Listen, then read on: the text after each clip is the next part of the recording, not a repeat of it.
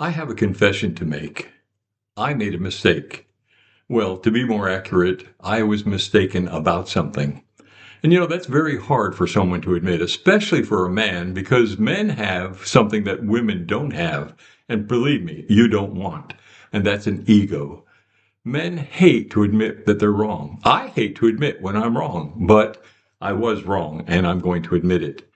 And not only was I mistaken, but it was a theological mistake, which makes it doubly hard for me because I'm a theologian and a Baptist preacher. And so not only did my manly ego take a hit, but my spiritual ego took one as well. And it was pretty tough on me. But nevertheless, I was wrong, and I am going to step up and admit that I was. But before I do, I want to say that you are probably guilty of the same mistake I'm guilty of. Yes, most Christians are guilty of this mistake. Now, curious? I'll get to that in a moment, but before I do, please subscribe to my station so you'll help me out and I can make sure you see my other videos. Now, what is this mistake that I made? What is this mistake that I'm accusing you of? It's simply our conception of Valentine's Day. I have always considered Valentine's Day to be a pagan celebration. Haven't you? Come on, admit it. You have. As a Christian, we have been taught that Valentine's Day was pagan. I thought that it had roots in paganism because of the reference and characterizations to Cupid, who is the Roman god of lust and desire, and of Venus, who is the Roman goddess of love, and her counterpart, Aphrodite, who is the Greek goddess of love.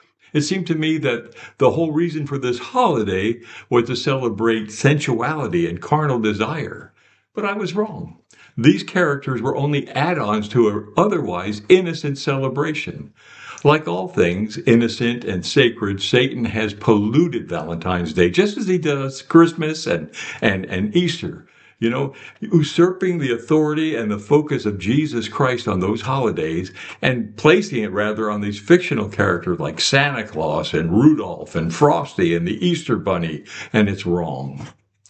Well, Valentine's Day has its origins in the 3rd century, and I'll discuss that in just a moment. But first, let me talk about Cupid. He gradually became the icon for the celebration in the 14th century, some 1100 plus years later. Eventually, Cupid became the face of Valentine's Day, and for Valentine's Day cards, you see his face on all of these cards. But it wasn't always so. The day is actually named after a Catholic priest by the name of Valentine. That's his surname. Valentine lived in Rome in 250 AD under the Emperor Claudius, aka Claudius the Cruel. He was a very cruel ruler, but he was emperor of the whole kingdom. And Claudius wanted to expand that kingdom and have more power, so he ordered his generals to step up their recruiting efforts to have young men all over the kingdom join the army. Well, young men all over the kingdom didn't want to join the army, so they found the only legal loophole they could in the law. And the law states that if a man got married, he wouldn't have to join the army for a year or two until after he was familiar with his wife.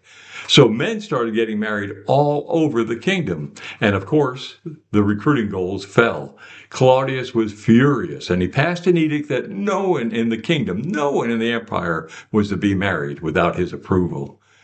Valentine couldn't abide by this law. He believed that men and women should marry, that it was their right to do so, that God commanded them to, and that they could raise up children, procreating children to raise up to the Lord. So he married people all over the kingdom, many people against the law. Eventually, it caught up with him. He was arrested and charged for his crime. And Claudius was so cruel, he decided that he would put him to death. And so his death was scheduled. During the time of his prison stay, many of the young people he married came to visit him to thank him for the stand that he took and for marrying them, taking the chance that he did. One of these young people was the daughter of the very jailer that was taking care of Valentine. They developed a nice friendship. They'd talk with each other. She'd come and read things to him. She'd bring food because he didn't get much food, the harsh conditions in the prison. And on the day of his execution, she failed to show. And so Valentine wrote her a long letter thanking her for the friendship that she showed him. And he signed it, "From your Valentine." He was executed that day, February 14th of that year. The exchanging of Valentine Day cards on the anniversary of Valentine's death is a tradition that has been used by lovers throughout the centuries now, for many centuries. And there's nothing wrong with this holiday. It's not pagan. So men, buy your wife some flowers. Take her out to dinner. Thank God for the institution of marriage that he gave you. And remember this man Valentine. Honor him for his taking a stand to preserve that institution. I hope you have a great Valentine's Day.